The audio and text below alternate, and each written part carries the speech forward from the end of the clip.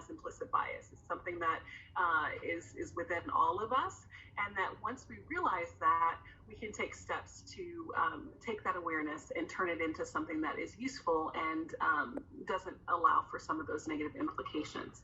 And when speaking of implications, I just want to quickly talk about some of the health disparities that happen when we have disparities in housing.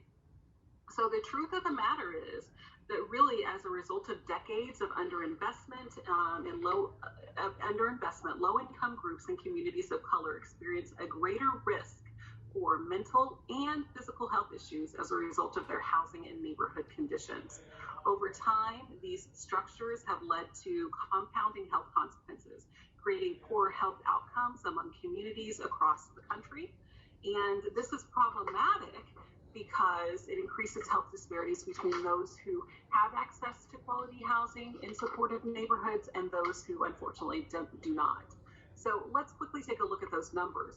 If we can generally agree that U.S. households spend more or less 30% of their housing, 30% of their income on housing, maybe you spend a little bit more, maybe you spend a little bit less. What we spend on housing kind of and other non-negotiable expenses, so we have shelter, we have food, all of those things that can create what is termed as a cost deficit, or create situations where folks are cost burdened. And that just means that people have little money to spend on discretionary things, and sometimes those things aren't even discretionary. Sometimes those things can include healthcare, and we all know about the rising cost of healthcare.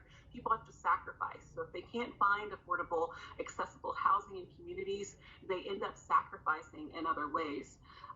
So what that's shown us over time is that unfortunately, ethnic minorities, racial minorities are the ones who end up being cost burdened in certain communities because of that implicit bias, because of that structural racism. And then, of course, overall and over time, that creates even greater discrepancies. So when we think about children who are in those situations, they are sometimes burdened with the financial situation. Sometimes they're even homeless.